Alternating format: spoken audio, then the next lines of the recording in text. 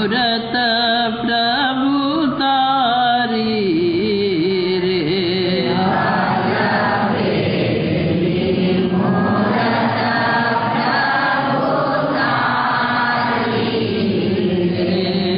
तारा मुख डायु पर जमुवारी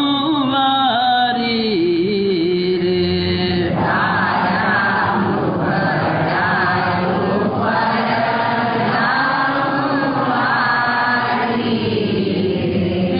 भव्य जीवने निधायु गारी यावो यावो श्री मंदर प्रभु मणिया रे।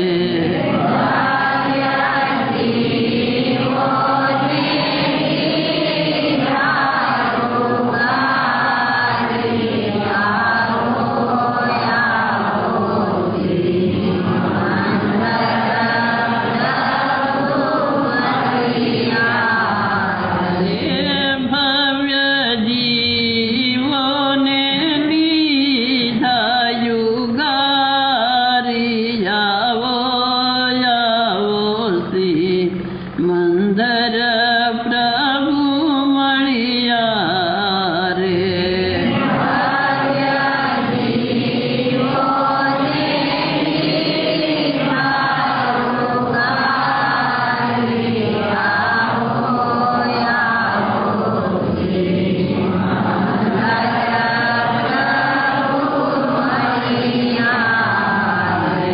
आवो आवो श्री मंदर प्रभु मणिया रे।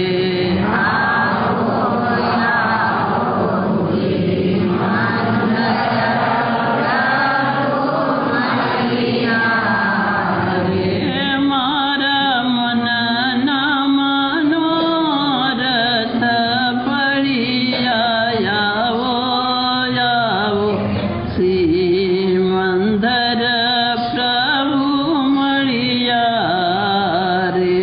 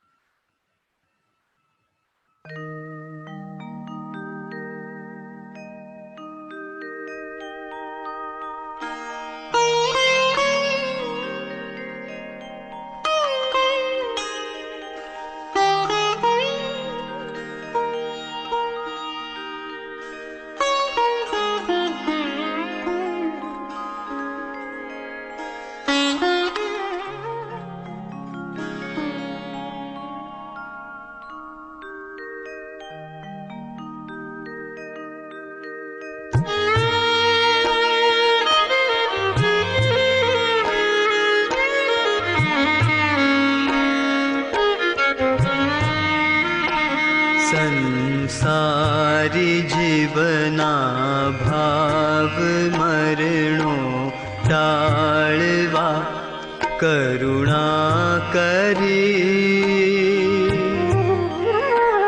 सरिता वहावी सुधा तणी प्रभु वीर ते संजीवनी। शोषाति देखी सरित ने करुणा भिना हृदय करी। मुनि कुंद संजीवनी समय प्राभृत तणे भाजन करी।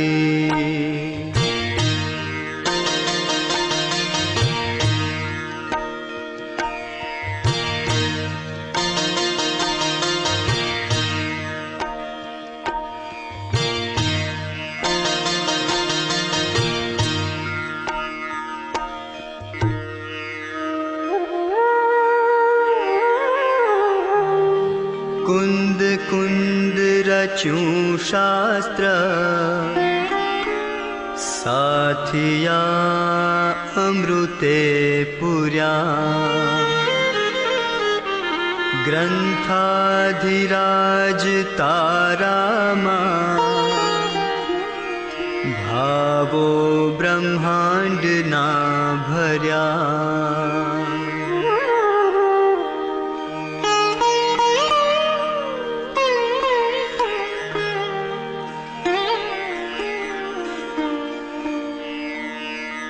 अहो वाणी तारी,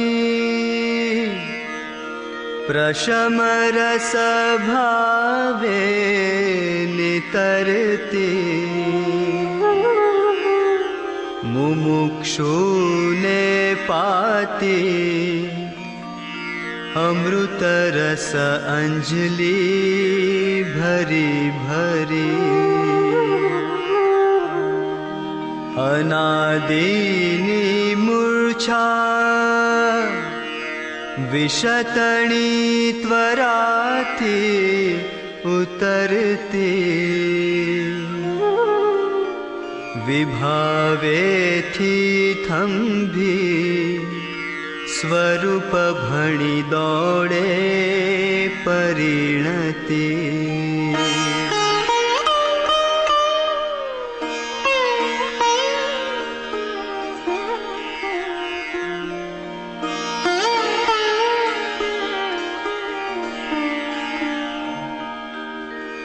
तू छे निश्चय ग्रंथ भंग सघड़ा,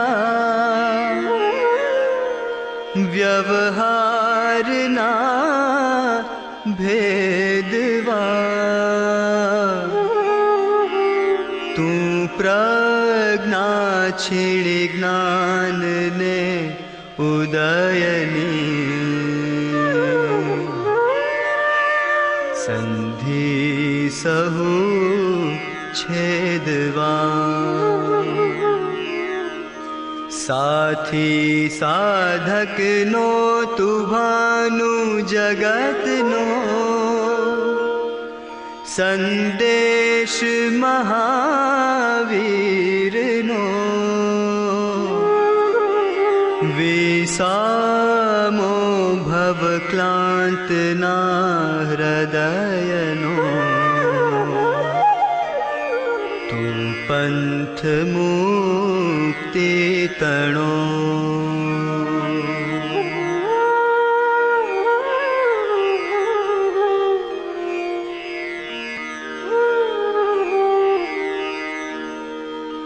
सूये तने रस निबंध शिथिल थाया।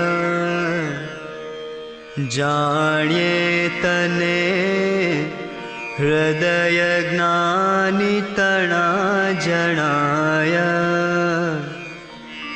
तू रुचता जगत नी रुचि आड़ से सौ। तू रीझता सकल ज्ञायक देव रीझे। तू रीझता सकल ज्ञायक देव रीझे।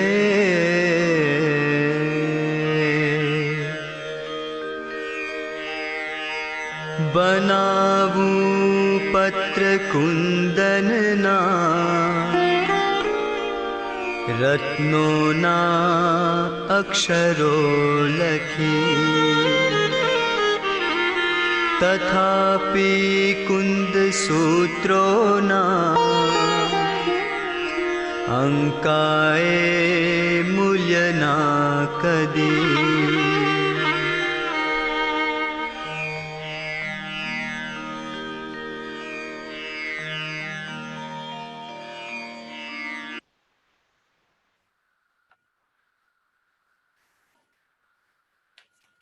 ओम नमः सिद्धेभ्य। ओम नमः सिद्धेभ्य। ओम नमः सिद्धेभ्य। ओम शुद्धात्मने नमः। रमो हरिहन्तारं रमो सिद्धारं रमो आयरीयारं रमो उवज्झायारं रमो लोये सवसाहुणम् सिद्धम सुदम परमिय जिनेन्द्रवरनेमि चन्दमकलङ्कम् गुणरयणभूषणुदयं जीवस्य परुवरं मोक्षम्। નેમિચંદ આચાર્ય વિરચિત જે ગોમતશાસ્ત્ર શાસ્ત્ર છે એમાં 14 ગુણસ્થાનનું પ્રકરણ છે, એટલે ગોમતશાસ્ત્રનું આપણે મંગલાચરણ લઈએ છીએ. તો આ ગુણસ્થાન વિવેચન ચાલુ કરતા પહેલા જે એક પારિભાષિક શબ્દો છે એ આપણે જોઈ રહ્યા છે. એમાં પણ કર્મની 10 અવસ્થાઓ છે, જેને 10 કરણ પણ કહેવામાં આવે છે. એ પણ આપણે એ વિશે આપણે જોતા હતા. 10 કરણના નામ છે બંધ, સત્તા, ઉદય, ઉદીર્ણા, ઉત્કર્ષણ, અપકર્ષણ, સંક્રમણ, ઉપશાંત, નિધતિ અને નિકાચિત. તો આપણે આમાંથી આપણે પહેલા જે ટોટલ 8 જે છે તે જોઈ લીધા. બંધ જોઈ લીધું, સત્તા, પછી ઉદય જોઈ લીધું, ઉદીર્ણા જોઈ લીધી, ઉત્કર્ષણ અપકર્ષણ જોઈ લીધું, સંક્રમણ અને ઉપશાંત પણ જોઈ લીધું. ઉપશાંત પછી તો આવે છે નિધતિનો વારો.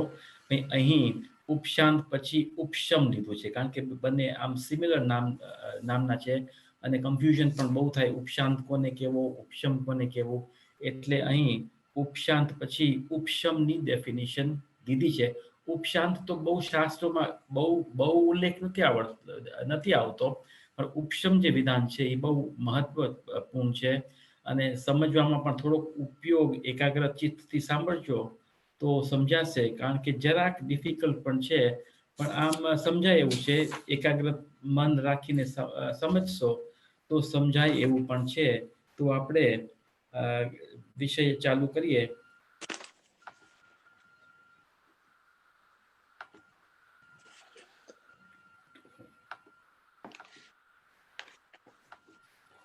એમાં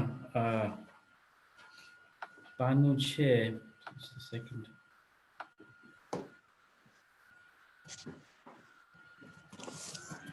ક્વેશ્ચન છે નંબર 21.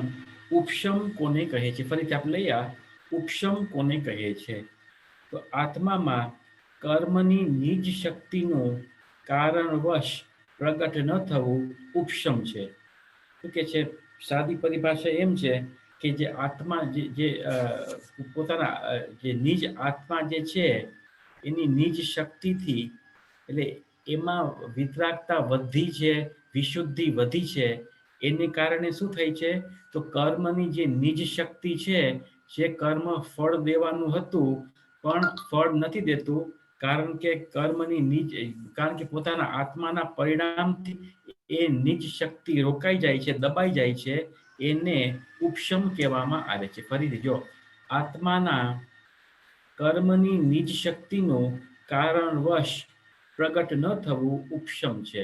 એટલે પહેલા તો કર્મો ઉદયમાં આવવાના હતા, પણ હવે એ ઉદયમાં નથી આવતા, કારણ કે જીવની વિશુદ્ધિ વધી ગઈ છે. એટલે એ કર્મ પરમાણુ હવે ઉદયમાં નથી આવતા. એનો દ્રષ્ટાંત આપે છે, જેમ કતક ફળ એટલે ફટકડી આદિ દ્રવ્યના સંબંધથી પાણીમાં કીચડનું ઉપશમ થઈ જાય છે.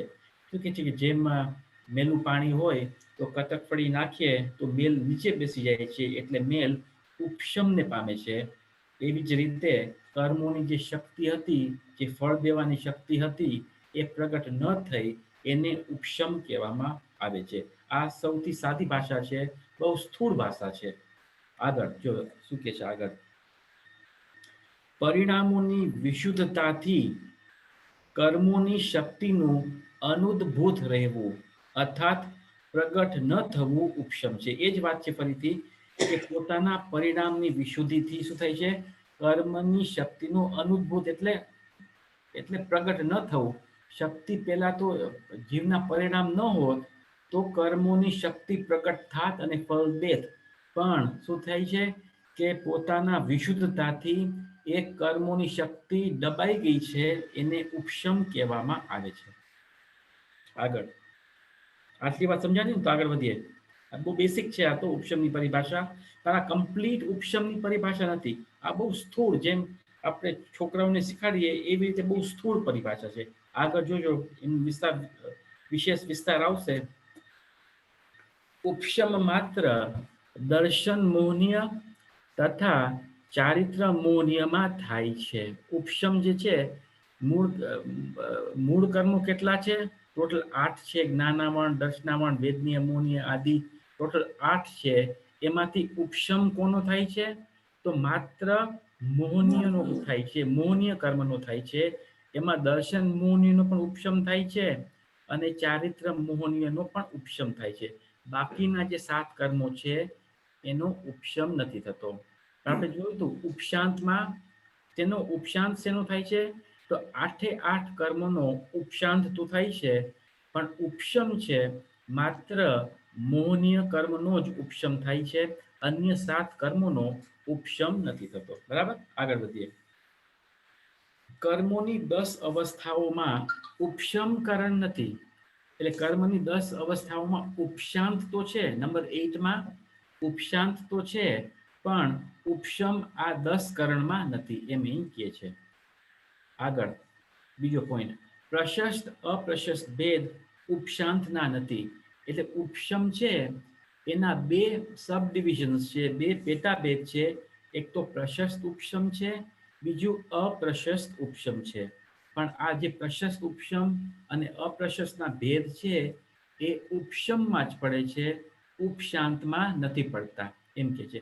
પ્રશસ્ત ઉપશમ કોને કહેવાય, અપ્રશસ્ત ઉપશમ કોને કહેવાય, એની પરિભાષા આગળ પ્રશ્ન નંબર 22માં કહે છે.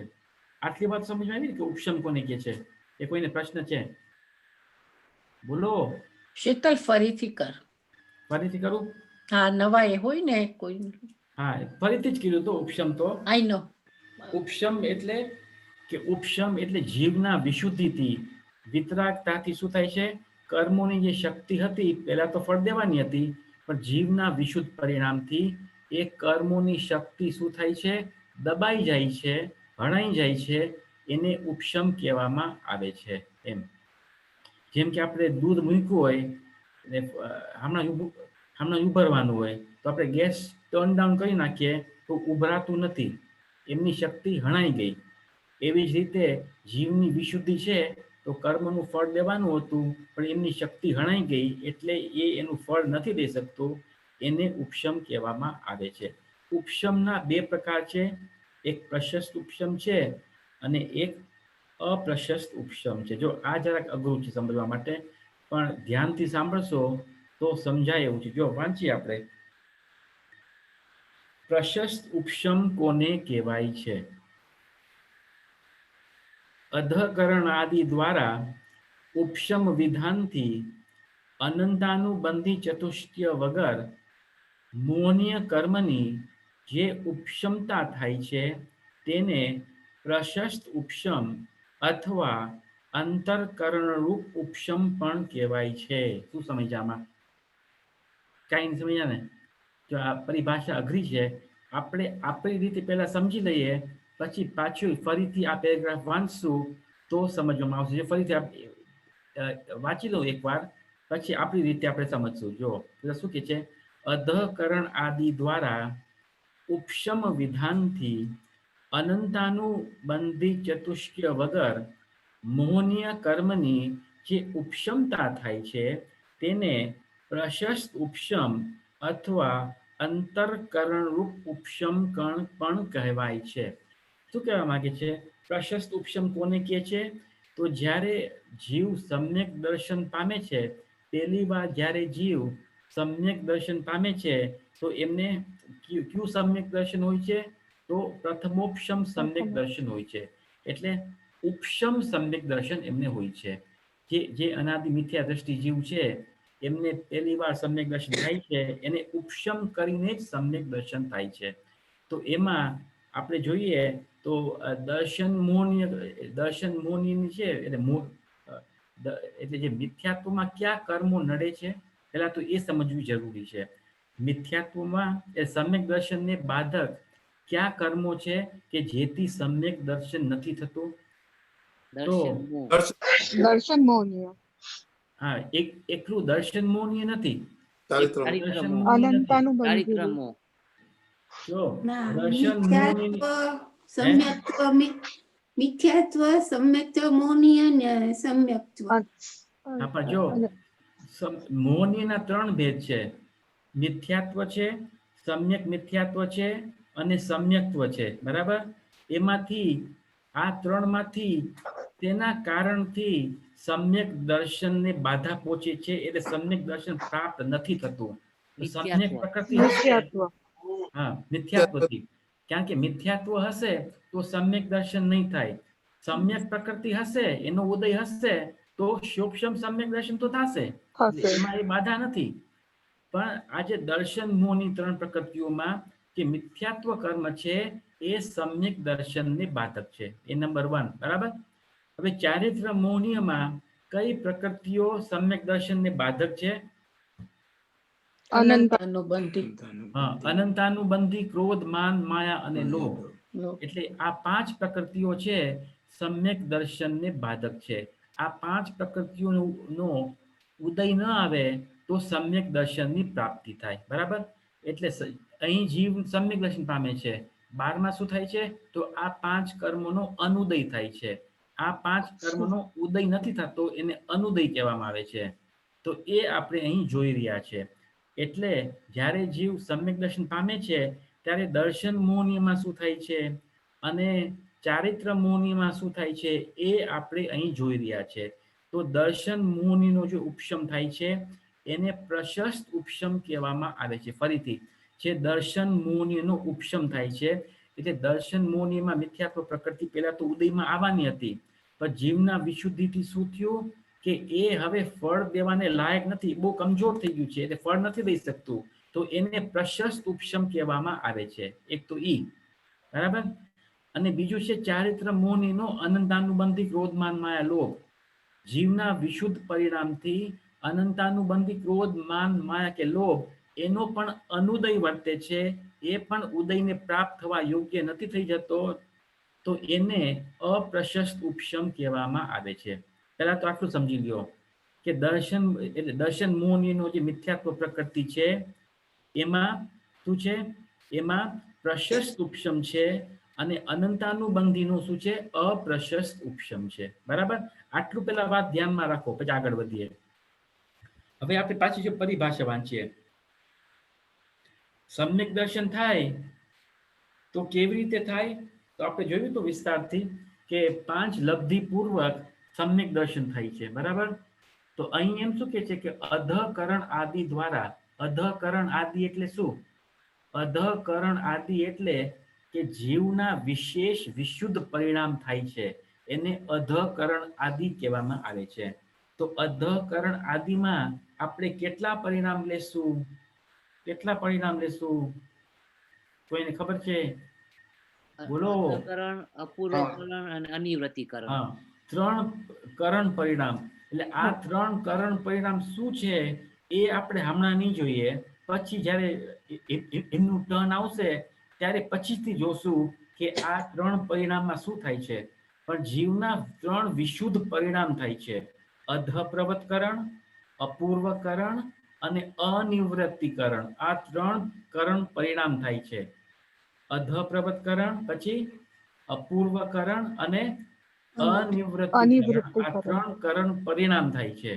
જ્યારે જીવના આ 3 કરણ પરિણામ થાય છે ત્યારે જીવ સમ્યક દ્રષ્ટિ છે કે મિથ્યા દ્રષ્ટિ છે? દ્રષ્ટિ મિથ્યા દ્રષ્ટિ. હા, મિથ્યા દ્રષ્ટિ. એટલે મિથ્યા દ્રષ્ટિ તો પહેલા આ 3 કરણ પરિણામ કરે છે અને પછી એની સમ્યક દર્શન થાય છે. આ 3 કરણ પરિણામ જ્યારે પહેલા એમાં એવું હતું ને કે જીવની વિશુદ્ધિ થાય છે ત્યારે કર્મનો અનુદય થાય છે, એટલે ઉપશમ થાય છે. તો વિશુદ્ધિ, તમે જીવની વિશુદ્ધિ કયો કાં તો અધઃકરણ આદિ 3 કરણ પરિણામ કયો, બની શકતું છે. એટલે હા, 3 અંત અધકરણ, અપૂર્વકરણ ને થર્ડ કયું છે? અનિવૃત્તિ, જેમ કે 9મું ગુણસ્થાનનું નામ છે ને, 9મું ગુણસ્થાન છે ને, હા અનિવૃત્ત હા એનું નામ પણ અનિવૃત્તિ ગુણસ્થાન છે. તો ઓકે આ પરિણામનું નામ પણ અનિવૃત્તિ છે. એટલે અધકરણ પછી અપૂર્વ અપૂર્વકરણ, જેમ કે 8મું ગુણસ્થાન છે એવી રીતે, હા. અને અનિવૃત્તિકરણ. તો આ 3 કરણ પરિણામ થાય છે. એટલે સમ્યક દર્શન પહેલા આ 3 કરણ પરિણામ થાય છે. આ 3 કરણ પરિણામ છે ને ઘણા ઠેકાણે થાય છે. ઉપશમ શ્રેણી માનશું ત્યારે પણ થાય છે, શતક શ્રેણીમાં પણ થાય છે, અનંતાનુબંધીની વિસંયોજના થાય છે ત્યારે પણ થાય છે, અને ક્ષાયિક સમ્યક્ત્વ થાય છે ત્યારે પણ થાય છે. એટલે ઘણે ઠેકાણે થાય છે. પણ અહીં મિથ્યા દ્રષ્ટિ જે જીવ છે એ સમ્યક દર્શન પામવાનો છે, તો અંતર્મૂળ કાળ પહેલા આ 3 પરિણામો થાય છે: અધકરણ, અપૂર્વકરણ અને અનિવૃત્તિકરણ. અધકરણનો કાળ છે અંતર્મૂર્ત, અપૂર્વકરણનો કાળ પણ છે અંતર્મૂર્ત, અને અનિવૃત્તિકરણનો કાળ પણ અંતર્મૂર્ત છે. અને ત્રણેયનો કાળ તમે એડ કરો તો પણ અંતર્મૂર્ત જ છે. એટલે આ જે વિશેષ પરિણામ જીવના છે એ અંતર્મૂર્ત જ ટકે છે, અને પછી જીવને સમ્યક દર્શન થાય છે. આ વાત સમજમાં આવી કે નહીં? હા તો બોલો. હા અધકરણ આદિ, એટલે જો એટલે એમ કે અહીંયા કે છે અધકરણ આદિ દ્વારા ઉપશમ વિધાનથી અનંતાનુબંધી ચતુષ્કય વગર.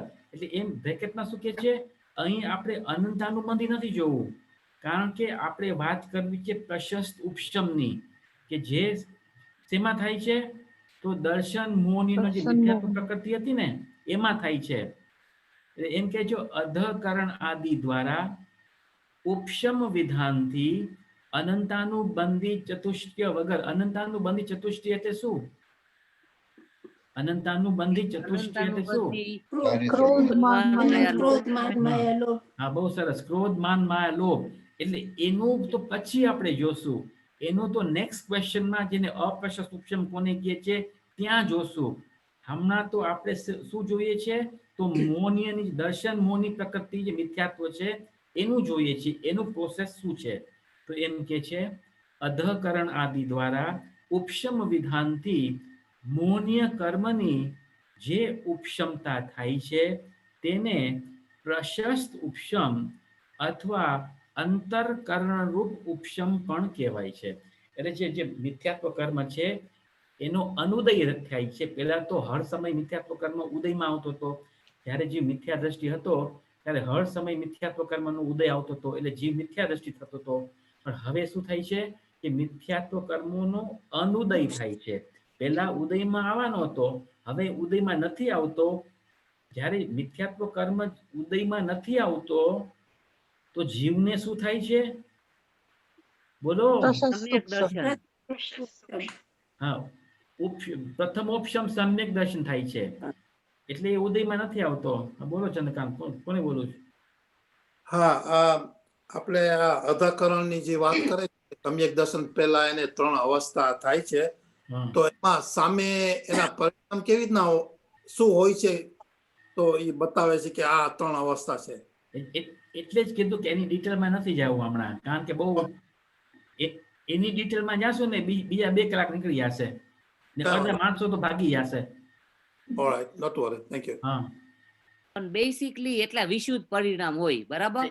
એટલું સમજો હમણાં કે વિશુદ્ધ પરિણામ હોય. અધકરણ પ્રમાણ એટલે 3 પરિણામ છે, એટલે એમાં તો 3 વિશેષતા પણ હોવી જોઈએ ને, ડિફરન્સ પણ હોવું જોઈએ, તો 3 નામ પડ્યા ને.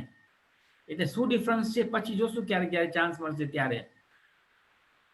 એટલે એમ કે છે અધકરણ આદિ દ્વારા ઉપશમ વિધાનથી મોહનીય કર્મની જે ઉપશમતા થાય છે તેને પ્રશસ્ત ઉપશમ અથવા અંતરકરણ ઉપશમ પણ કહેવાય છે. આપણે ચાર્ટ દ્વારા જોઈએ. હું હવે કંઈક ડ્રો કરું છું, જો તમને દેખાય કે નહીં. જો આ જે છે લાઇન્સ બધી છે, આપણે જોયું હતું ને પેલા જ આવી રીતે લાઇન જોઈ હતી પેલા. તો યુઝ ઓલું શેર છે ને એમાંથી યુઝ પર નીચે ઓલા ઓપ્શન્સ છે ને, શેર સ્ક્રીન શું છે? શેર સ્ક્રીન હા, ન્યુ શેર. હા નીચે શેર નીચે જઈશ ને નીચે તો અહીંયા શેર સ્ક્રીન આવશે. હા, એમાં ક્લિક કર ને તને ઓલું આવશે વ્હાઈટ બોર્ડ. ઓકે. મને વ્હાઈટ બોર્ડ નથી આવતો મારો. એનીવે લેટ મી નથી. ઓકે આઈ આમાં દેખાય છે આપણને નલિનીબેન જો આમાં તોડાય છે. આ જો કરું તમને કરવું છે? ના પણ હું ચાર્ટ તું કરસ ને એટલે મેં કીધું કે હું તને બતાવું છું share screen you can do it as well. હાલશે નેક્સ્ટ ટાઈમ. એટલે જો આ નિષેક રચના છે. આ નિષેક રચના છે એટલે આ પેલા સમયમાં કર્મ ઉદયમાં આવવાના છે, આ બીજા સમયમાં કર્મ ઉદય આવવાના છે, આ ત્રીજા, ચોથા, પાંચમા, સાતમા. એટલે આમ તો નિષેક રચના તો 8 કર્મોની હોય છે, પણ આપણે માત્ર મિથ્યાત્વ પ્રકૃતિને જોઈ રહ્યા છે. બરાબર? એ માનો કે આ નિષેક રચના છે એ મિથ્યાત્વ કર્મની છે. બરાબર? એટલે જો આ નંબર 1 છે એટલે આ વર્તમાન સમય છે. બરાબર? વર્તમાન સમયમાં શું થાય છે કે મિથ્યાત્વ કર્મનો ઉદય છે તો જીવ મિથ્યા દ્રષ્ટિ બને છે. બરાબર? તો આ નંબર 2 છે, આ નંબર 3 છે. તો નંબર 2 માં પહોંચ્યા તો પણ મિથ્યાત્વ કર્મનો ઉદય છે તો જીવ મિથ્યા દ્રષ્ટિ રહેશે. નંબર 3 છે ત્યાં પણ મિથ્યાત્વ કર્મનો ઉદય છે તો જીવ મિથ્યા દ્રષ્ટિ રહેશે. એવી જ રીતે ચોથા, પાંચમા, છઠ્ઠા મિથ્યાત્વ કર્મ ચાલુ જ છે. 70 કુડાકુડી મેક્સિમમ સુધી ચાલુ જ છે. તો આમાંથી છૂટશું કેવી રીતે? તો એમ કે છે કે જીવ જ્યારે અધ પ્રવતકરણ આદિ કરે છે તો આમાં ફેરફાર થાય છે. શું ફેરફાર થાય છે? એટલે શું ટ્રીક શું છે કે હર સમયે મિથ્યાત્વ કર્મ ઊભું છે. બરાબર? એટલે શું કરવું જોઈએ કર્મોમાં શું કરવું જોઈએ કે મિથ્યાત્વ કર્મ ઊભું ન રહે અને જીવ સમ્યક દર્શન પામી શકે. કારણ કે મિથ્યાત્વ કર્મ ઊભું હશે, એનું ઉદય હશે તો જીવ કોઈની સમ્યક દર્શન પામી નહીં શકે. જેમ કે મિરરમાં રિફ્લેક્શન છે એમ કર્મોનું ઉદય છે એ જીવના ભાવનો રિફ્લેક્શન છે. તો જ્યાં સુધી મિથ્યાત્વ કર્મનો ઉદય હશે ત્યાં સુધી જીવ મિથ્યા દ્રષ્ટિ જ રહેશે. તો મિથ્યાત્વની તો લાઈન લાગી ગઈ છે. તો શું કરશું? એનો ઉપાય શું છે? એટલે ખરેખર ઉપાય તો જીવ ક્રિએટ કરશું. હે ગેપ આપણે ગેપ ક્રિએટ કરશું કે જ્યાં હા ના બહુ હોય સરસ. મિથ્યાત્વ. ગેપ કરશું. આપણે જો ગેપ કરશું પણ ખરેખર તો જીવ ગેપ નથી કરી શકતો. ખરેખર તો જીવ તો પોતાનો સ્વયં પુરુષાર્થ જ કરી શકે છે. એટલે આ ગેપ કરશું એ ઔપચારિક કથન છે, વ્યવહારનું કથન છે કે ગેપ કરશું. કારણ કે ન તો જીવ કર્મમાં કંઈ ફેરફાર કરી શકે છે, ન તો ગેપ કરી શકે છે, ન તો ક્ષય કરી શકે છે, ન તો ઉપશમ કરી શકે છે. જીવ પુરુષાર્થ કરે છે તો આપોઆપ કર્મોમાં ઉથલ પાથલ થાય છે. તો જીવ જ્યારે પુરુષાર્થ કર્યો એટલે 3 કરણ પરિણામ માંડ્યા. બરાબર? તો એ 3 કરણ પરિણામ માનો આ નીચેના છે. અહીંયા નીચેના 3 કરણ પરિણામ છે. બરાબર? અહીંયા જીવની વિશુદ્ધિ છે નંબર 1 માં, 2 માં, 3 માં. અહીંયા નંબર 1 છે ત્યારે જીવના અધ પ્રવતકરણ હતા. ત્યારે જીવ મિથ્યા દ્રષ્ટિ હતો કે નતો? હતો. કારણ કે મિથ્યાત્વનો ઉદય છે. બરાબર છે ને? નંબર 2 માં આવ્યો તો જીવને વિશુદ્ધ પરિણામ છે. એનું નામ શું છે? અપૂર્વકરણ. ત્યાં મિથ્યાત્વ કર્મનો ઉદય છે. હા છે. નંબર 3 માં પરિણામનું નામ શું છે? અનિવૃત્તિકરણ. ત્યાં પણ મિથ્યાત્વનો ઉદય છે એટલે જીવ મિથ્યા દ્રષ્ટિ છે. બરાબર? હવે શું થાય છે કે આ 3 વિશુદ્ધ પરિણામ છે, નોર્મલ પરિણામ નથી. જીવ જેવી રીતે અનાદિથી મિથ્યા દ્રષ્ટિ થઈ રહ્યો છે એવા પરિણામ નથી. હવે જીવના વિશુદ્ધ પરિણામ થયા છે. એ સમ્યક દર્શનની સન્મુખ આવ્યો છે. તો શું થાય છે કે જીવના વિશુદ્ધતાથી જ મોટી એક ગેપ તૈયાર થાય છે. કર્મોમાં એક ગેપ તૈયાર થાય છે. કેવી રીતે કેમ તૈયાર થાય છે? એ માની લ્યો કે નંબર 6 છે. 6 to 10 સુધી ગેપ તૈયાર થાય છે. બરાબર? 6 to 10 સુધી આ નંબર 7, 8, 9, 10 સુધી આ 10 છે ત્યાં સુધી આપણે ગેપ કરવી છે. પછી આગળ 11 આદિ નિષેકો છે. બરાબર? મિથ્યાત્વના તો પડ્યા જ છે બધે. બરાબર? તો શું થાય છે જે આ 6 to 10 છે ને 6, 7, 8, 9, 10 એટલે 5 નિષેધ એનો અભાવ કરવો છે. તો કેવી રીતે અભાવ કરશું? અમુક કર્મ પરમાણુ મિથ્યાત્વના નીચે મોકલશું, અમુક ઉપર મોકલશું. બધા જે 5 નિષેકોમાંથી બધાને કાં તો ઉપર મોકલો કાં તો નીચે મોકલો. મોકલેલા? હા હા તો બોલો. મોકલો. હા તો ઘણા બધા કર્મ પરમાણુ ઉપર વહી ગયા, ઘણા બધા પરમાણુ નીચે વહી ગયા, તો વચ્ચે શું થયું? ખાલી જગ્યા. ગેપ તૈયાર થઈ ગયો. ગેપ તૈયાર થઈ ગયો. જો ગેપ તૈયાર કરું, જોજો ગેપ. જો આ ગેપ દેખાય છે? ગેપ હા આ જો આ મેજિક ઝૂમ નું. હા ઓલો મેજિક રબર છે. હા એટલે જો હવે ગેપ તૈયાર થઈ ગયો. એટલે હવે શું થયું પોઝિશન? એટલે આ 3 જે પરિણામ હતા ત્યારે તો મિથ્યાત્વી હતો. પછી નંબર 4 માં પહોંચે છે જીવ, નંબર 4 માં પહોંચે છે ત્યારે મિથ્યાત્વ કર્મ છે કે નહીં? ના નથી. તો જ્યારે જીવનો સમ્યક્ત્વનો કાળ છે ત્યારે જીવ પ્રથમ ઉપશમ સમ્યક દર્શનને પ્રાપ્ત કરે છે. બોલો મહાવીર ભગવાનનો જય જય હો. હો. એમ છે. તો જે એટલે શું થયું કે આ ગેપ તૈયાર કરી જીવ અહીંયા પહોંચ્યો તો એ કે મિથ્યાત્વ કર્મ નથી, તો એને પ્રશસ્ત ઉપશમ કહેવામાં આવે છે. પ્રશસ્ત ઉપશમનો અર્થ સમજ્યા? ઉપશમ એટલે દબાવી દેવું તો બહુ સ્થૂળ કથન છે. ઉપશમ એટલે શું થયું કે અમુક કર્મ પરમાણુ ઊંચા વહી ગયા, અમુક નીચે વહી ગયા. હવે એક એક કર્મ પરમાણુ અહીંયા બાકી જ નથી રહ્યા. પણ સત્તાથી નાશ નથી થયા કર્મ પરમાણુ, પણ આગળ પાછળ થઈ ગયા છે. કાં તો સ્થિતિ વધી ગઈ કાં તો સ્થિતિ ઓછી થઈ આને ગઈ. ઉત્કર્ષણ યા અપકર્ષણ થયા. હે હા બરાબર છે, બહુ સરસ. ઉત્કર્ષણ થયા અને અપકર્ષણ થયા. એટલે વચલો જે ટાઈમ છે એને શું કહેવામાં આવે છે? વચલો જે છે ને 6, 7, 8, 9, 10 વચમાં ગેપ છે એને અંતરકરણ કહેવામાં આવે છે. શું કહેવામાં આવે છે? અંતરકરણ કહેવામાં આવે છે. એટલે અંતર ગયો. હા એટલે અંતર પડી ગયો. હા અંતર પડી ગયો. એટલે એને પ્રશસ્ત ઉપશમ કહેવામાં આવે છે. પ્રશસ્ત ઉપશમ. એટલે જો આ ગેપ છે ને, જો મૂળ જે શાસ્ત્રોમાં એમ છે કે આ ગેપ તો બહુ મોટો છે. એટલે આ ગેપ પણ અંતર્મુખ છે અને ઉપશમ સમ્યક્ત્વનો કાળ પણ અંતર્મુખ છે. હવે સમજ આવી કે નહીં? કે ગેપનો કાળ પણ અંતર્મૂળ છે અને જીવનો પ્રથમ ઉપશમનો કાળ પણ અંતર્મૂળ છે. પણ જે આ ગેપ છે ને, આ ગેપનો ટાઈમ વધારે મોટો છે અને ઉપશમ સમ્યક્ત્વનો કાળ ઓછો છે એનાથી. તો ઉપશમ સમ્યક્ત્વ મટી ગયું તો શું થઈ જાય છે? ગેપ પાછો ભરાઈ જાય છે. ગેપ પાછો ભરાઈ જાય છે. એવી રીતે. હા બોલો ચિતલ, આપણે નંબર 4 માં સમ્યક દર્શન લીધું, બરાબર ને? હા તો નંબર 5 માં પછી શું છે ત્યાં? અહીંયા સમ્યક દર્શન છે. ત્યાં ચાલુ છે. 7, 8, 9 માં સમ્યક દર્શન 10 છે. સુધી ચાલુ છે. 10 સુધી. ઓકે.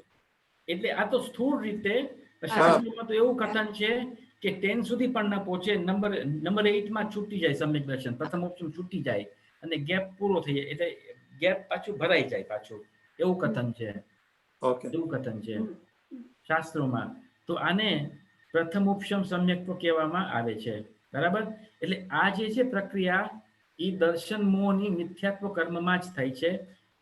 અનંતાનુબંધીમાં નહીં. આપણે જોયું હતું ને પેલા કે 5 પ્રકૃતિઓ જીવને નડે છે, કે જે જીવને મિથ્યા દ્રષ્ટિ બનાવી રાખે છે. એક તો મિથ્યાત્વ અને અનંતાનુબંધી ક્રોધ, માન, માયા અને લોભ. તો આ જે વર્ણન જે કર્યું હમણાં એ પ્રશસ્ત ઉપશમનું કર્યું. હવે આપણે જે પાછું વાંચશું તો હવે સમજમાં આવશે. જોજો પાછું વાંચીએ. જો અધકરણ આદિ દ્વારા ઉપશમ વિધાનથી, ઉપશમ વિધાન એટલે આ ગેપ કરવું, અનંતાનુબંધી ચતુષ્ટય વગર મોહનીય કર્મની જે ઉપશમતા થાય છે તેને પ્રશસ્ત ઉપશમ અથવા અંતરકરણ ઉપશમ પણ કહેવાય છે. આગળ આગામી કાળમાં ઉદયમાં આવવા યોગ્ય કર્મ પરમાણુઓને જીવકૃત પરિણામ વિશેષ દ્વારા આગળ પાછળ ઉદયમાં આવવા યોગ્ય થવાને અંતરકરણ ઉપશમ કહે છે. જો ફરીથી જો આવે સહેલું પડશે. જો આગામી કાળમાં એટલે આગામી આપણે હતા નંબર 1 માં અને આગામી એટલે ફ્યુચર કાળમાં ઉદયમાં આવવા યોગ્ય એટલે નંબર 6, 7, 8, 9, 10 એ ઉદયમાં આવવાના હતા. ઉદયમાં આવવા યોગ્ય કર્મ પરમાણુઓને જીવકૃત પરિણામ વિશેષ દ્વારા, આ જીવકૃત પરિણામ વિશેષ ક્યાં છે? અધકરણ અધકરણ નિવૃત્તિકરણ. હા, બહુ સરસ. તો એ જીવકૃત પરિણામ વિશેષ દ્વારા આગળ પાછળ ઉદયમાં આવવા યોગ્ય થવાને, એટલે અમુકને નીચેમાં નાખે છે, અમુક ઉપર નાખી દે છે, તો એને અંતરકરણરૂપ ઉપશમ કહે છે. ઔપશમિક સમ્યક્ત્વમાં દર્શન મોહનીયનો પ્રશસ્ત ઉપશમ જ થાય છે ને? ઉપશમ સમ્યક્ત્વમાં, પ્રથમોપશમ સમ્યક્ત્વમાં દર્શન મોહનીનો પ્રશસ્ત ઉપશમ જ થાય છે. તો આ પ્રશસ્ત ઉપશમ થયો. આ છોડી દઈએ, આ ક છે એ છોડી દઈએ, કારણ કે આમાં ઘણા બધા નવા શબ્દો છે જે સમજાશે નહીં. હવે 23 ઉપર જઈએ. અપ્રશસ્ત ઉપશમ કોને કહેવાય છે? એટલે આ જે પ્રક્રિયા જોઈ, ગેપની પ્રક્રિયા જોઈ, એ તો શેમાં છે? એ તો હા, બોલો.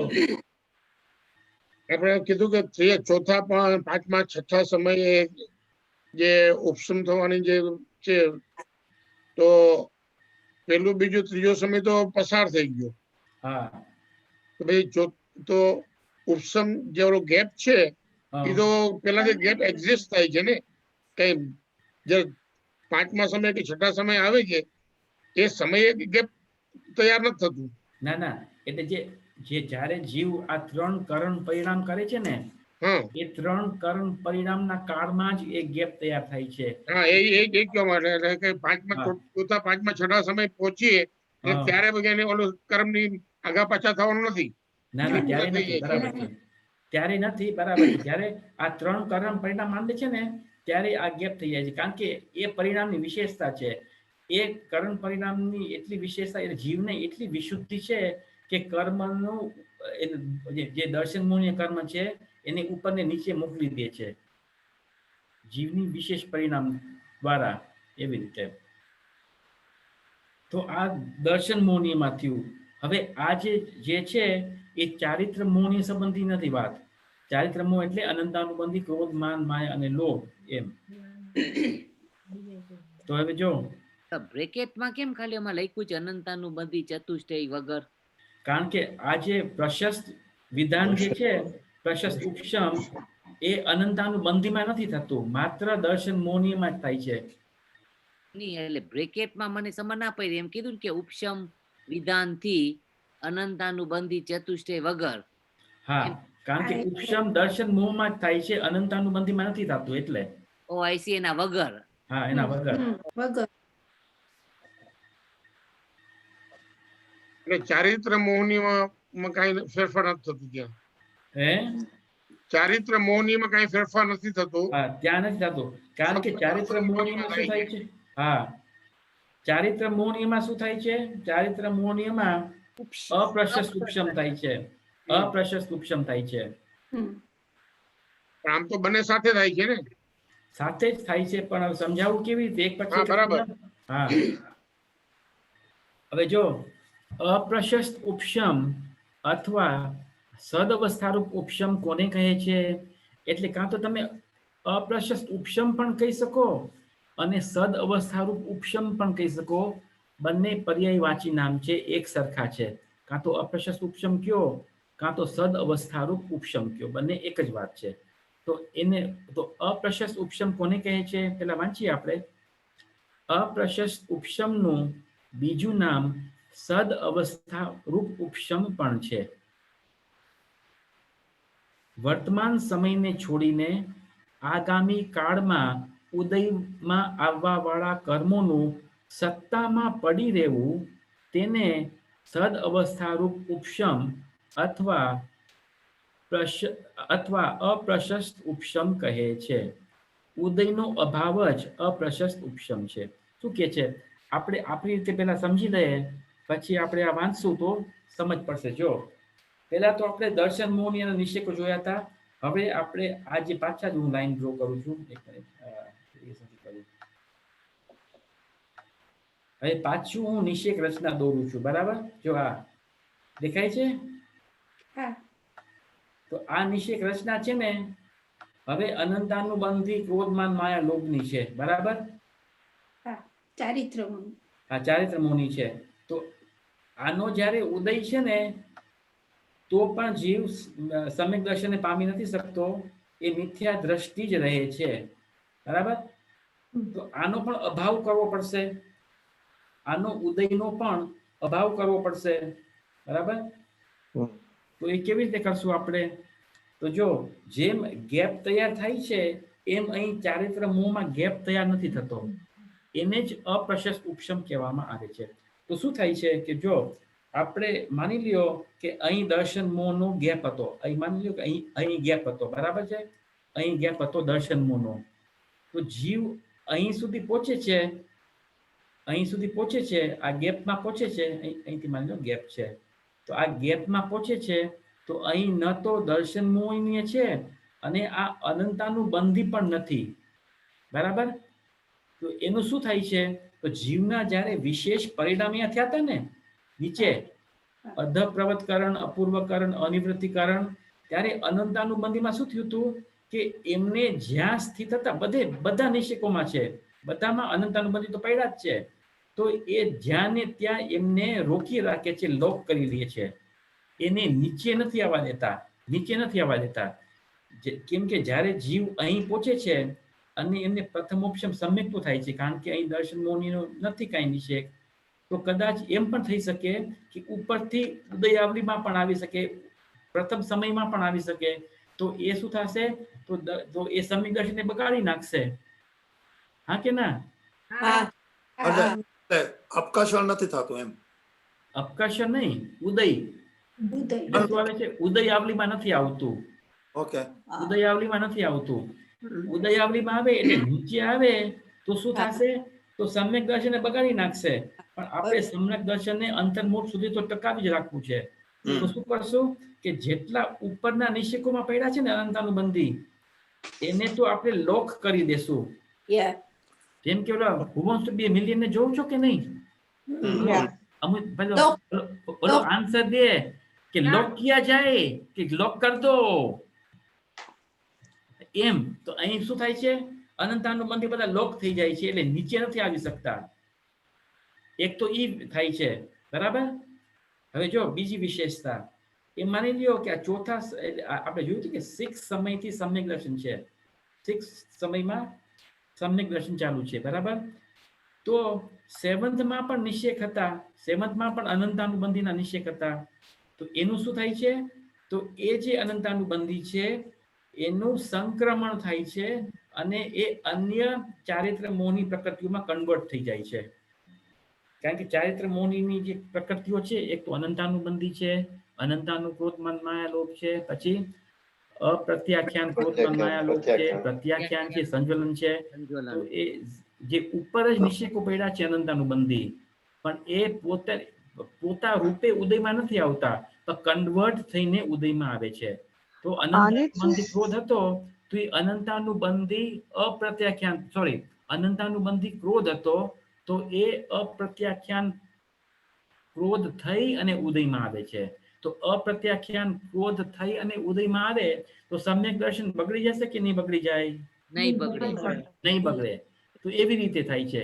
એટલે શું થાય છે? જ્યારે જીવ સમ્યક દર્શનની અવસ્થામાં છે, એટલે ઉપશમ સમ્યક તો જ્યારે જીવને છે, ત્યારે ઉપરના નિષેકોમાં શું પડ્યું છે? ઉપરના નિષેકોમાં જ અનંતાનુબંધી પડ્યા છે, રેડી છે. જ્યારે જીવ પડશે તો ઉદયમાં આવી જશે.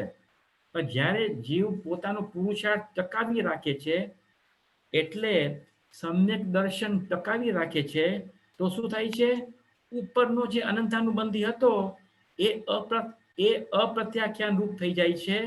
અને પછી જીવ જ્યારે એ 7મામાં પહોંચે છે, 7મામાં નિષેકમાં પહોંચે છે, તો અપ્રત્યાખ્યાનનો ઉદય થાય છે. પછી 8મામાં પણ હતો અનંતાનુબંધી ક્રોધ કે માન કે માયા કે લોભ, એનું શું થાય છે? એ પણ કન્વર્ટ થઈ જાય છે. શેમાં? અપ્રત્યાખ્યાન, પ્રત્યાખ્યાન કે સંજ્વલનમાં કન્વર્ટ થઈ જાય છે. તો એ પણ એવી જ રીતે ઉદયમાં આવે છે. અને ઉપરના જે નિષેકો પડ્યા છે, ચાન્સ છે કે ઉપરમાંથી કદાચ નીચે આવી જશે તો, પણ એમને તો પહેલેથી લોક કરી દીધા છે એટલે એ હા. પણ ઉદયમાં નથી આવતા. ને ઉપર જે પડ્યા છે એ કન્વર્ટ થઈને ઉદયમાં આવે છે, સંક્રમણ થઈને ઉદયમાં આવે છે. એને અપ્રશસ્ત ઉપશમ કહેવામાં આવે છે. અચ્છા, એટલે આને ઉપર શું એક મિનિટ. સ્તિબુક એમ સંક્રમણ કીધું કહેવાય? ઉપરના- સોરી, એ કીધું કે ઉપરના કન્વર્ટ થયેલું એટલે ઉપરના તો લોક રહી છે ને જે અત્યારે જે છે ગેપમાં જે એ ગેપમાં બધા કન્વર્ટ થઈને આવે છે. ના, તમે માની લ્યો કે જીવ પરિણામ નંબર 6 ઉપર છે, બરાબર? હા ત્યારે એમને સમ્યક દર્શન છે, બરાબર? હા તો જ્યારે એ સમ્યક દર્શન છે એના પૂર્વ સમયમાં જ નંબર 7 માં જે પડ્યા હતા પરમાણુ, એ હા. કન્વર્ટ થઈને આવે છે ઉદયમાં નંબર 6 માં. માં પહેર્યા હતા એનું શું થયું? હા, તો 6 માં પેલા થઈ ગયા હતા કન્વર્ટ, પેલા કન્વર્ટ થઈ ગયા હતા એટલે જીવ બરાબર. સમ્યક દર્શન થઈ ગયો. ઓકે. એવી રીતે. આ જે કન્વર્ટ થાય છે આને શું સ્તિબુક સંક્રમણ કહેવાય? હા, બહુ સરસ. કોણ બોલ્યું સ્તિબુક સંક્રમણ? નીરલ. હા, હા, કોણ બોલ્યું? નીરલ. હા, બહુ સરસ. Video on કરે. બહુ સરસ. નિરલબેન છે. સ્તિબુક You have to put your video on, everybody. સ્તિબુક સંક્રમણ કાં તો સ્ત્યુક સંક્રમણ કહે છે, બરાબર? બરાબર છે, બહુ સરસ. એ સંક્રમણના પણ ઘણા પેટા ભેદ છે, સબ ડિવિઝન છે. એમાં એને સ્તિબુક સંક્રમણ કહેવામાં આવે છે. એટલે અહીંયા અનંતા બંધીના જે ઓલા છે નિષેક બધાય, હા, એ બધા એના હીન થઈને પછી નીચે આવે છે ને? હીન થઈને નહીં, એટલે હીન થઈને નહીં. હા, હા, બરાબર છે. અપ્રત્યાખાનમાંથી પ્રત્યાખાનમાં આવે એટલે હીનતા ઓછી હા, થઈ જાય. હીનતા થઈ, બરાબર છે તમારી વાત. હા, બરાબર છે. એટલે એનું પાવર હીન થઈ જાય છે, એટલે એ કન્વર્ટ થઈ જાય છે, કન્વર્ટ થઈ જાય છે. બરાબર છે. તો એને એટલે આ પ્રોસેસ. હા, બોલો. ઇંગ્લિશમાં કે આ લોક કોણ કરે છે ને કન્વર્ટ કોણ કરે છે? એટલે જીવનું જ કામ કરે છે, જીવનું જ કામ કરે છે. જીવ પૂતગલમાં કઈ કરી જ નથી શકતો. આ કર્મની ફેરફાર તો ઓટોમેટિક થયા કરે છે. મિરર રિફ્લેક્શન છે. જીવના જેવા ભાવ છે એમ કર્મમાં ઓટોમેટિકલી થઈ છે. તમે મિરરમાં જો ને બધે ચાંદા ચાંદા ચાંદા હોય તો મોઢામાં તમારું રૂપાળું મોઢું દેખાશે કે ચાંદા ચાંદા વાળું દેખાશે? ચાંદા. ચાંદા વાળું દેખાશે. તો રિફ્લેક્શન છે. તો જીવ જેવા પરિણામ કરે છે એવા જ કર્મમાં ઓટોમેટિકલી રિફ્લેક્શન એવા થાય છે. ઓકે. હા,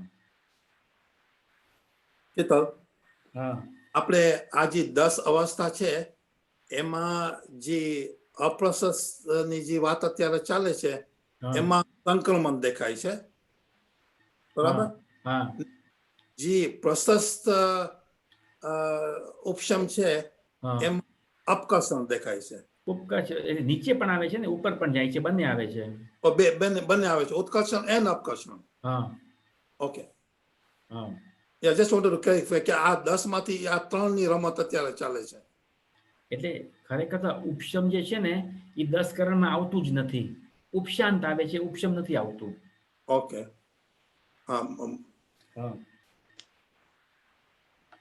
જો હવે વાંચી જાય, ફરીથી વાંચી જાઉં. હવે વાંચીશ તો સમજાશે. જો અપ્રશસ્ત ઉપશમનું બીજું નામ સદ અવસ્થારૂપ ઉપશમ પણ છે. વર્તમાન સમયને છોડીને આગામી કાળમાં ઉદયમાં આવવા વાળા કર્મોનું સત્તામાં પડી રહેવું, એટલે ત્યાં ને ત્યાં લોક થઈ ગયા છે, સત્તામાં પડી રહેવું, એટલે તેને સદઅવસ્થારૂપ ઉપશમ અથવા અપ્રશસ્ત ઉપશમ કહે છે. પછી બીજો પોઈન્ટ જો નીચે, ઉદયનો અભાવ જ અપ્રશસ્ત ઉપશમ છે. એટલે અનંતાનુબંધી જ્યાં સુધી સમ્યક દર્શન છે ને ત્યાં સુધી અનંતાનુબંધીનો ઉદયનો અભાવ જ છે. એને જ અપ્રશસ્ત ઉપશમ કહે છે. શીતલ, હા, બોલો. જે છઠ્ઠા સમય કે જે આપણે કહીએ છીએ જ્યારે સમય દર્શન ચાલુ થાય છે, બરાબર? હા. તો એ સમયે જે અનંતાનુબંધીના જે કર્મો છે એ સંક્રમણ થવાની જરૂર ખરી? સંક્રમણ નહીં થાય તો એવી રીતે ઉદયમાં આવશે. ના ના ના, ઉપશમ છે ને, કારણ કે ઉદયમાં નથી આવતા પણ સત્તામાં પડ્યા રહીએ છે. પણ જે નિષેક હોય એને તો ઉખાડી જવું જ પડે. એનો ટર્ન આવે તો એ પડ્યા ના રહે. એની સ્થિતિ પ્રમાણે. જો આમાં શું કહે છે તું વાંચ બરાબર સરખી રીતે. મેં તો 10 વાર વાંચ્યું છે જેથી હું 10 વાર વાંચીને પ્રવચન કરું છું. પણ ઉદયનો અભાવ જ અપ્રશસ્ત ઉપસમ છે જો આપ વંચાય છે એ પછીનું, એટલે કે ઉદયનો અભાવ એટલે કે સત્તામાં રહેવાનું છે. જો આગળ શું કહે છે એમ ન આગામી કાળમાં ઉદયમાં આવવા વાળા કર્મોનું સત્તામાં પડી રહેવું એટલે કે અનંત અનુબંધીના જે ક્રોધમાન માયા લોભ છે એ હજી સત્તામાં છે. એ વર્તમાન નિષેકની વાત નથી, ઉપરના નિષેકની વાત છે. પણ ઉપરના નિષેકમાં એ સત્તામાં જ પડ્યા છે. એ સત્તામાં જ પડ્યા છે. પણ એમ માનો કે હવે તમે નંબર 7 ઉપર પહોંચ્યા. હા, બરાબર. નંબર 7 ઉપર અનંતાનુબંધી પડ્યા છે તો શું થશે? તો પડ્યા રહે છે, ઉદયમાં નથી આવતા. એમ થાય જ નહીં, પણ એ અસંભવ છે, થાય જ નહીં કોઈ હિસાબે. જે આમાં તો ચોખ્ખું લખ્યું છે રીતે કથન 2 પ્રકારના હોય છે, એક સ્થૂળ પ્રકારના હોય છે અને એક સૂક્ષ્મ હોય છે પ્રકારના. તો આ જે કથન છે એ સ્થૂળ કથન છે. તો સૂક્ષ્મ કથન પણ સાંભળી લો ને તમે. કારણ કે જે નિષેકમાં અનંતાનુબંધી પડ્યા છે, માની લો નંબર 7 માં છે, તો નંબર 7 ના ઉદય તો આવવાના જ છે. કાં તો ઉદય કેવી રીતે આવે? તો સ્વમુક્તિ આવે, કાં તો પરમુક્તિ ઉદય આવે. સ્વમુક્તિ એટલે જે અનંતાનુબંધી છે, તો અનંતાનુબંધીથી જ ઉદયમાં આવે. કાં તો શું થાય? કાં તો એ કન્વર્ટ થઈને ઉદયમાં આવે, એમ પણ બની શકે છે. તો અહીં એમ કહે છે કે એ પરમુક્તિ ઉદયમાં આવે છે, સ્વમુક્તિ ઉદયમાં નથી આવતા, એટલે સમ્યક દર્શન બની રહે છે. પણ ઉદયનો અભાવ જ અપ્રશસ્ત ઉપસમ જેમ કહે છે, તો ઉદયનો અભાવ જ છે ને. એટલે કે અનંત અનુબંધી જે છે ક્રોધમાન માયા લોભ, એનો ઉદય જ નથી થતો, સત્તામાં છે. જો સત્તામાં ન રહેતા હોય તો પછી એનો મતલબ એમ છે કે એ તો ખરી ગયા. ઉદયનો અભાવનો અર્થ એમ છે કે સંક્રમણ થઈને અભાવ થવો, એનો પણ ઉદયનો અભાવ છે. અનંતાનુબંધી સંક્રમણ થઈને ઉદયમાં આવે, એને અનંતાનુબંધીનો ઉદયનો અભાવ કહેવામાં આવે છે.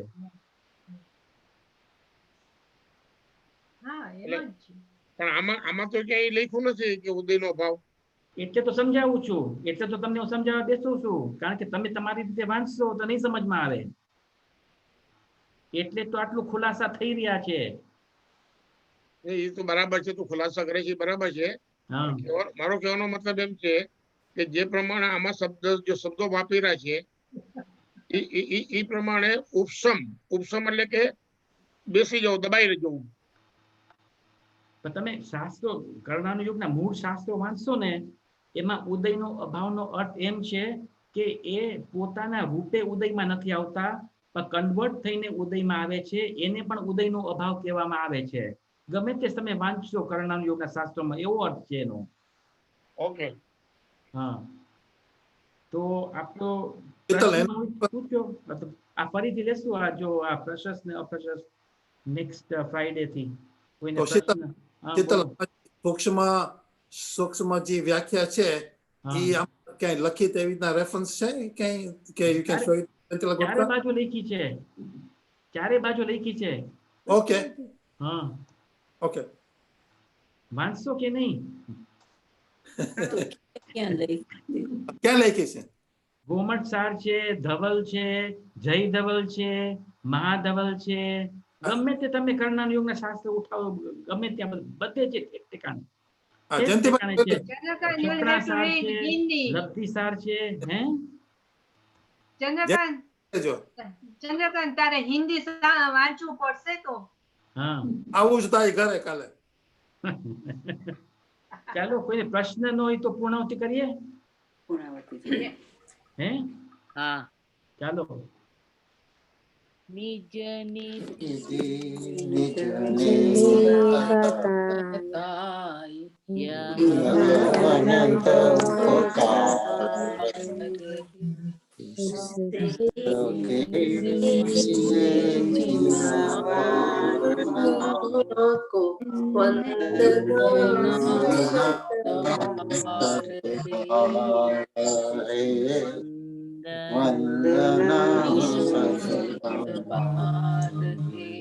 नित्य बोधिनी द्वादशांगिनवाणी